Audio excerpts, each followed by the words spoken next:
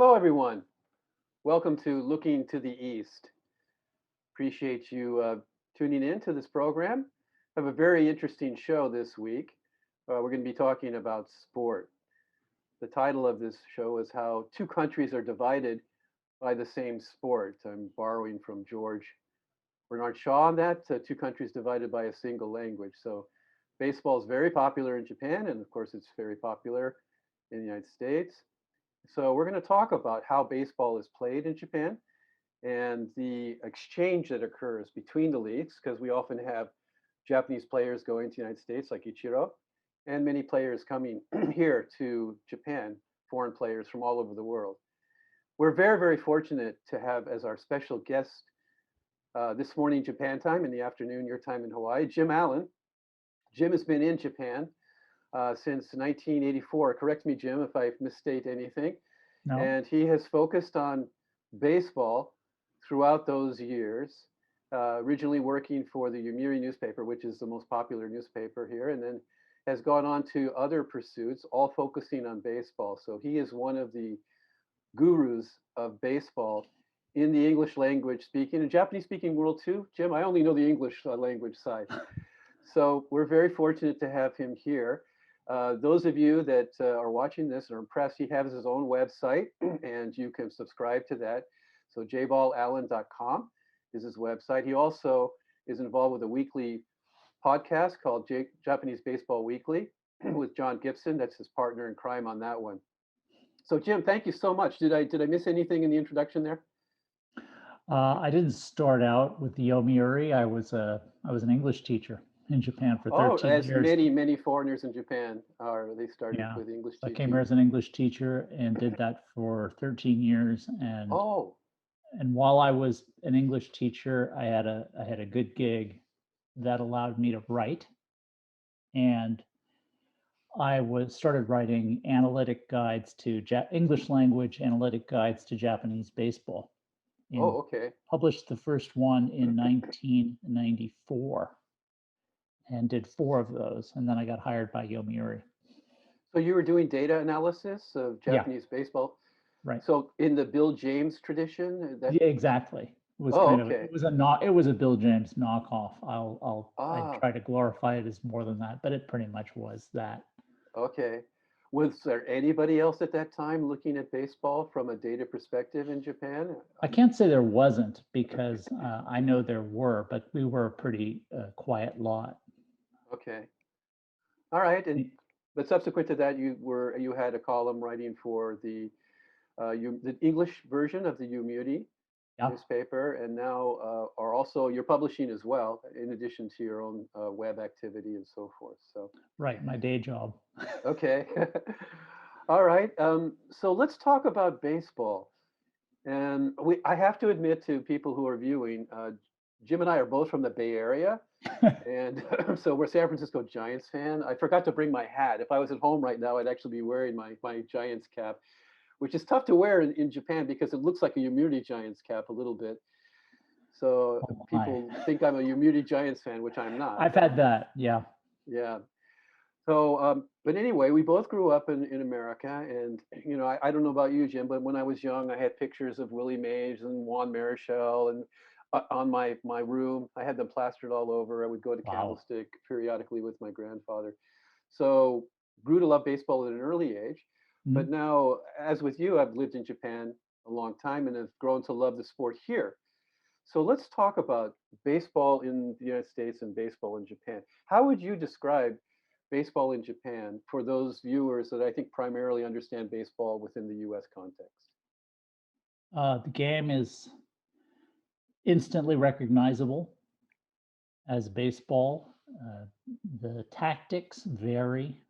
You see a lot more, it's a lot more focused on one-run games, on one-run strategies, stolen bases, but more, I guess, more famously, the sacrifice bunt.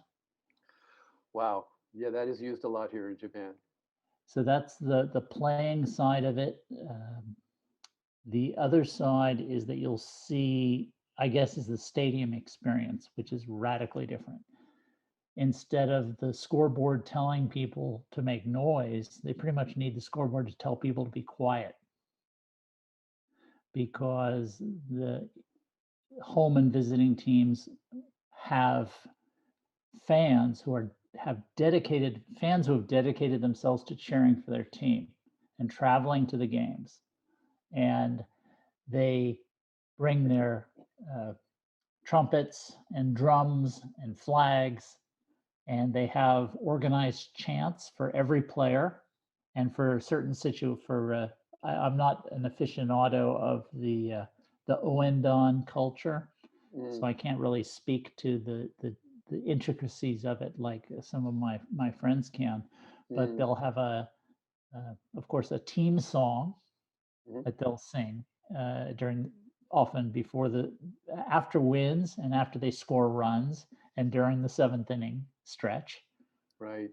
before their team bats in the seventh inning. So if you're at a now they'll play, usually most stadiums will play the visiting team's theme song Mhm, before they bat in the top of the seventh. So mhm, the fan experience is really different in the sense that although most of the fans in the stadium might be fans of the home team, mhm, there is a very loud chorus of visiting fans who, when their team is batting, the home team's fans are basically limited to clapping, clapping politely for fine plays. My Japanese is showing for okay. good plays.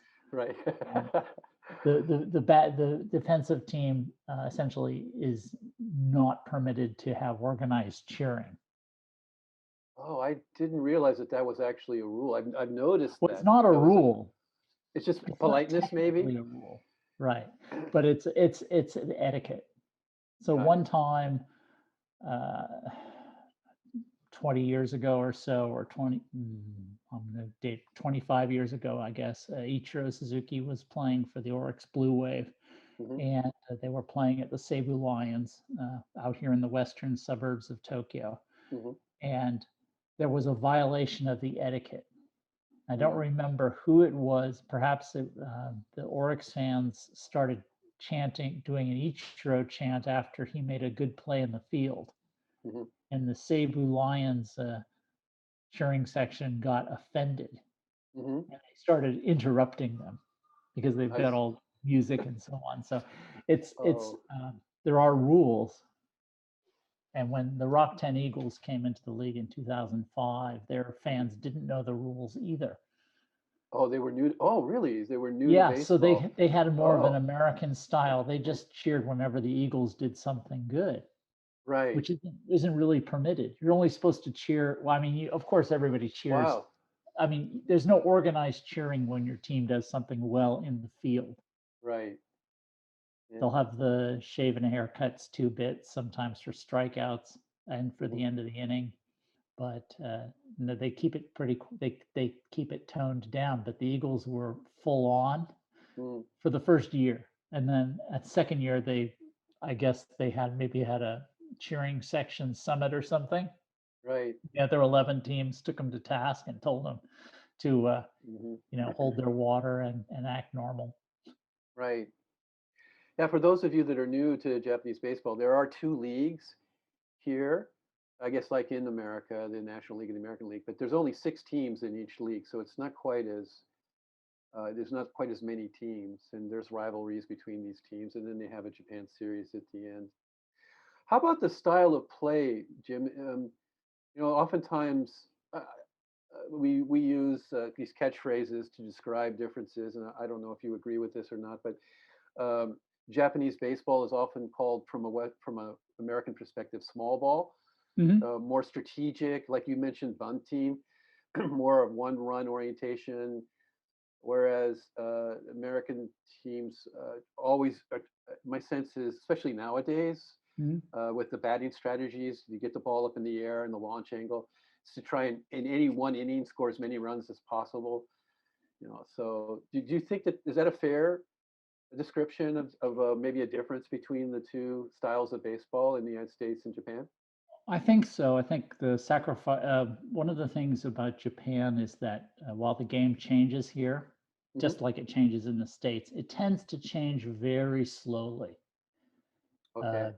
and I think one reason for that is your Japanese culture discourages people from saying the way everyone's doing it is wrong. Hmm.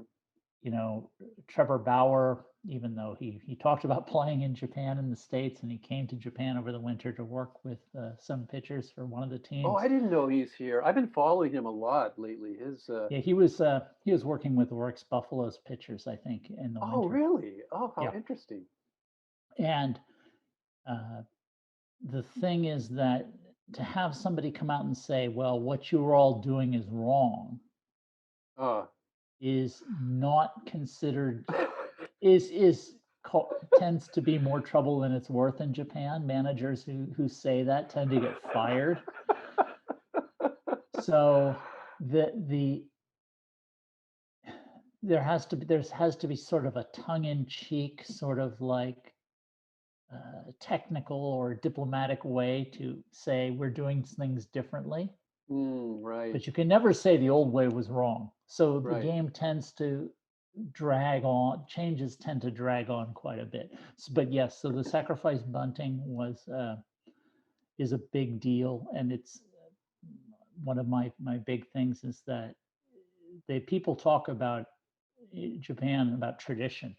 You know, we're playing the game the way we've always played it, but it's never true. It's always changing. It's either more or less than the way we used to do it. And the sacrifice bunt's a Mhm, great example mhm. because it was part of a kind of a quality control movement. If you Okay. remember in the late 70s, the whole quality control dogma took over Japanese Kaizen? Kaizen, sure, Uh-huh. Kaizen and Yeah, it was uh, applied in the manufacturing world primarily. exactly, basically hyper. Um, everything at its right place and right time, on time Exactly. delivery. Everything Yep. was on time.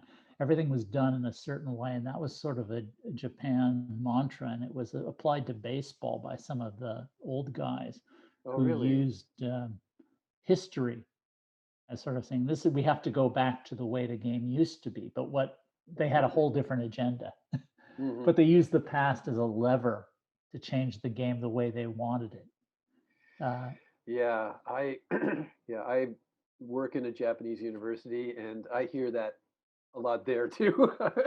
We cannot make these changes because this is what we set up initially, and it's worked for us to this point. So I think that's a mm, general problem in all countries and cultures and oh yeah, organizations. But I think in Japan, it probably is a greater factor than yeah. perhaps other locations.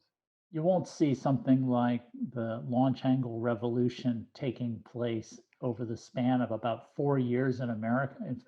If it's been about 4 years since I first read that Yeah, uh, fly ball hitters um, demolish ground ball pitchers, right. Yeah, Josh Donaldson is one of the right, early gurus of that. I don't get paid for ground balls. They pay me for fly balls, which right, is right, true. right. It was about Yeah, four but years ago. yeah, so that's one other thing too that I was thinking about. Part of the small ball phenomenon was, I think, is a reflection of the ability of the Japanese players themselves. So again, stereotypically, the foreigners who do come to Japan are considered to be the power guys, Mhm. right? So there are certainly many examples of Japanese players that, Sadaharu Oh, and for example, the greatest home run hitter in Japan. There's many others that have done that. But generally, foreigners are considered to be power hitters. So I'm wondering why there aren't more Japanese power hitters. And I mean, there That's are exceptions, of course, but is it because the way they hit? Because they're yeah. certainly, I think, strong enough. Sure. What do you, I think well there's the two things. One is the way they hit is the biggest one. I thought Uh, so too, Jim. I'm glad you agree with that. That's my observation as well. they're taught most of the kids, the people who know much more than I do tell me that youth baseball in Japan is 100% is more about winning than it is playing the game, if that makes sense. It does because I have a son that was on a grammar school team that was exactly that. So Exactly. The way to win is essential. The model way to win that every Japanese child is taught to play baseball is to do things that will in, in, increase the chances of your opponents making an error, because little kids are bad at baseball. Right. So the idea is to hit the ball on the ground to the left side of the infield, Hmm. where the third baseman or shortstop will be unable to field it cleanly and throw it to first, Yeah. Or throw it and over thus the head of and the thus first reach a baseman. base. Yeah, I've seen that hundreds of times. So the idea is that every middle infielder, center fielder should be a fast guy who can hit the ball to the left side of the infield. Yeah. And as a result, I did a study that I found about 40% of the left-handed hitters in Japan are these guys who basically never hit for power. Yeah. And they end up in the pros. You Oh, know, the sure, Hanshin sure. Tigers, a third of their players, they're just the way they swing and their size, you just never anticipate them hitting the ball Right, far. because they're essentially trying to hit foul balls down the left. They're trying to hit everything to the left side of the infield. Right. Most of them. I mean, though they will take the ball the other way, or they will pull it on occasion, but essentially rarely pull the ball, Hmm. rarely hit for extra bases. Yeah. It's all about that, and there's a selection process that the teams are looking for that. And I've told the story of Kenta Imamiya with the Hawks, who was a pitcher in high school and a hard hitting shortstop, and basically, in order to cement his job on the first team, he basically became, he's a right-handed hitter, but he became the bunting, slap hitting guy the Hmm. team was looking for. And then after he'd been a regular for a couple of years, he started opening up and hitting 15, 16 home runs a year. So he had the power to do that, but in Sure. order to be on the starting team, he had to fill the role that they. Well, he felt so. Yeah, I see. he told me that was the Wow. case. He had to Yeah. focus on his defense and on the offensive role that the team had in mind for him. Right. Another thing too, Jim, is my son at this grammar school, and I have two sons actually in Japanese baseball. One's in the high school level now, and one's at the club level, the junior high Wow. level. Yeah, I can maybe Junior some. high at the like the senior league and little Club. senior. It's a club team. It's a part of Okay. the boys' league. Okay. Boys league, There. right? Yeah, so you're familiar with that. Yeah. So, but my younger son in particular was told to swing down on the ball Oh, right, right. because they want to, just like you're saying, have ground balls so that potentially the other team would make an error. So Josh Donaldson and the whole baseball revolution is that you don't swing down on the ball because that produces ground balls. But that's what these kids are trained to do in grammar school and to some extent at the junior high level as well. And maybe high school too. I haven't talked to my son in high school how he's being coached to hit, but it's probably still swinging down, like this. Yep. I played for my company rubber ball league when I Hmm. was an English teacher. I played a five or six games till they realized I was hopeless and I needed to be replaced. They said we have a limited number of uniforms. Sorry. That was a polite way to say, watch from the Indeed. stands. Yeah, well, I hadn't played baseball in at that point. I was 32, and I hadn't played baseball since I was maybe 11. Yeah, So it right. was first base seemed like a mile away.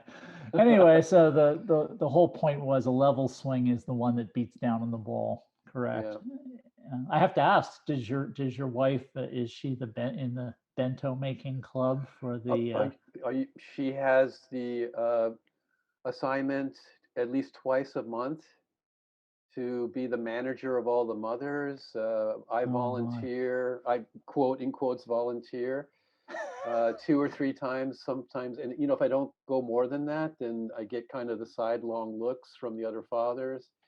It's an intense experience to be parents at that level. It depends on the team, but the team that our sons have been involved with are very demanding of the parents. So I went to the Right. graduation ceremony just a couple nights ago for the son Insei from the club team. That also is an incredible experience for a Westerner to see the emotion on display, the parents, mothers, and fathers breaking down when they get up and give their speeches after their son has thanked them for helping them and making bentos and doing baseball practice for 3 years. That's a side of Japan that I usually don't see. It doesn't fit in with the Yeah. stereotype that Westerns have about Japan. But anyway, Jim, we're going a little bit far afield here. I want to talk about your observation of the players going back and forth, the Japanese players who go to the U.S. Some are successful, like Ichiro uh, and Matsui. Some are unsuccessful, like Irabu. And there are many, gosh, there's many Japanese players who go over to the States and they never get out of the minor leagues. And Mhm. then opposite way, we have many foreigners coming every year to play on the Japanese teams, and some of them make it here, are very successful, and others, of course, do not. There's Kevin Mitchell, as I mentioned to you before we started, MVP for the San Francisco Giants. He was here for, what was it, 6 weeks before he said, "That's enough. I got to go home."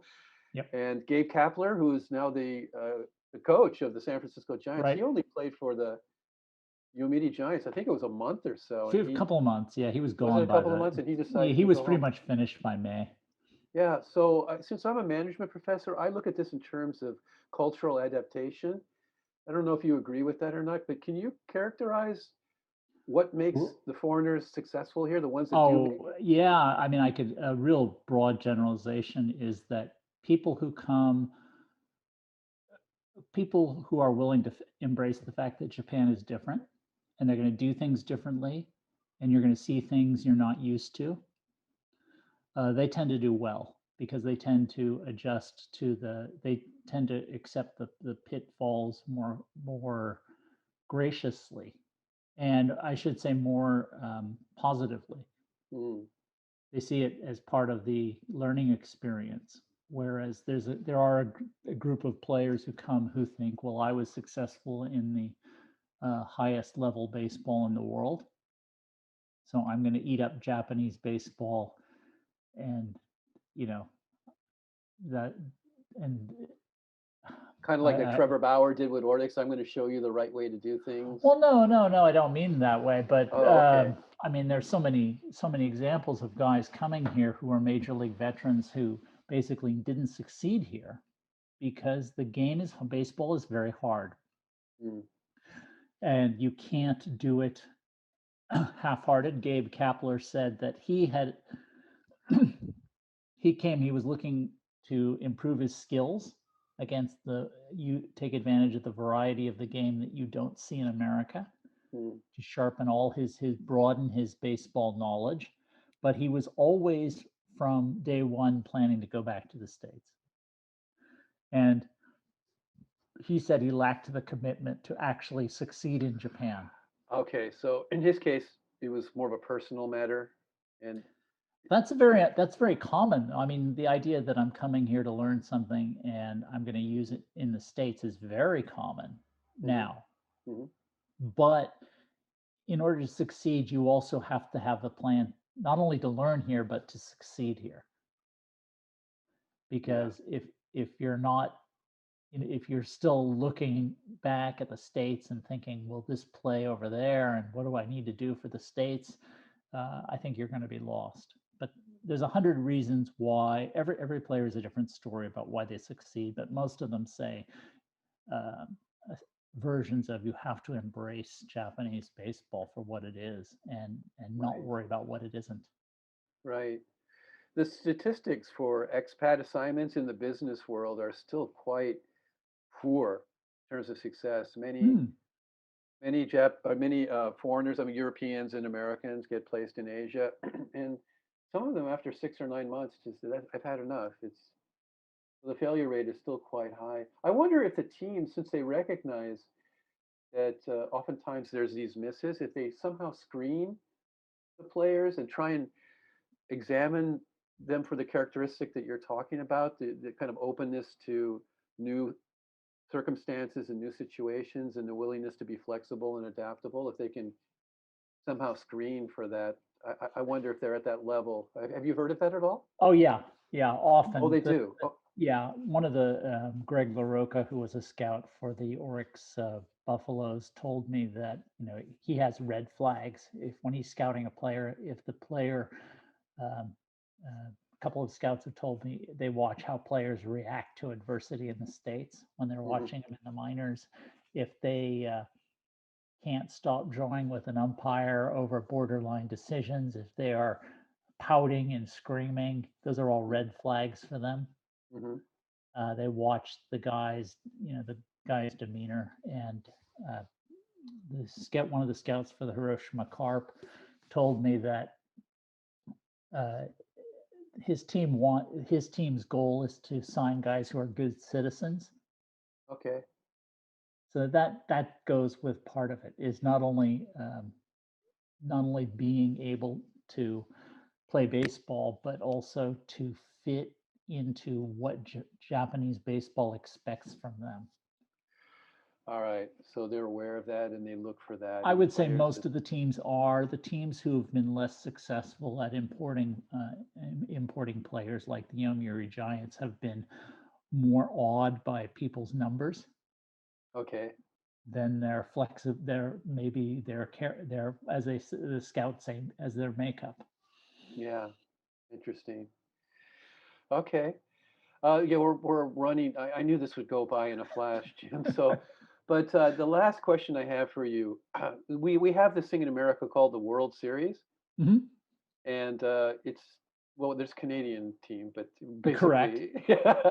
But do you think at any point in the future we could actually have a legitimate World Series Oh yeah, between Japan, the best, like the SoftBank Hawks, which won the Japanese championship last year, and the Los Angeles Dodgers? Would that be feasible or possible, do you sure. think? Sure. It's basically not possible now because the major league owners don't think they could make money doing it. Okay. The instant the Major League Baseball Players Association and MLB owners Yep. decided that this was a pot of gold that they could rake in, you know, with the World Baseball Classic, so much money flows into that from Japan, Right. from Japanese sponsorship. The hmm instant MLB realizes they could capture that revenue, hmm and the union said we could capture that revenue, hmm they would be on it in an instant saying, we are so happy we thought of this idea that nobody ever thought about. They would It's take our credit. great innovation for the world of baseball. We're creating a genuine World Series. Yes, exactly. No, in many ways, MLB is uh, sort of, they've got that Central League swagger. You know what I mean? Okay. They invented everything. Yeah. Everything they stole, everything they appropriated from somebody else was all their doing, and everything bad they do is always somebody else's fault. All right. Well, you have a so yeah. I don't know if you'd be welcome in the major league office up there in Tokyo or not with those kinds of comments. Um, With that, I generally I have been in the past, but I've also gotten a few phone calls and disapproving comments from my friend Jim Small, who was the longtime vice right? president of MLB for Asia. But Sure, he's sure. a great guy, and that's his job. So All right, Jim. Well, thank you so much. This has been so interesting, and oh yeah, I've learned more about Japanese baseball and American baseball. So again, those of you that want to find out more about Japanese baseball, go to Jim's website, jballallen.com. And then I'm a subscriber to it, and also the Japanese Baseball Weekly podcast, which will now be on a weekly basis. The yep. team of Jim and John just made their predictions for the Central League. Oh Uh, my. yeah, I know. So you picked Yomiuri to finish first, right? Well, Yeah, Jim. Yeah. Well, I picked Hanshin. I picked Yomiuri last year because it was clear that they were going to run away with me this the year too. Tigers We'll are a see. good choice. They're Yeah, fun. They'll be yeah. fun if they do win. That will be great. All right. So thank you so much. Thank No, you thank everyone you. for tuning in. Yeah, appreciate it. So that's a wrap. See you guys in 2 weeks. We'll have a different subject to cover in Looking to the East. Bye, everyone.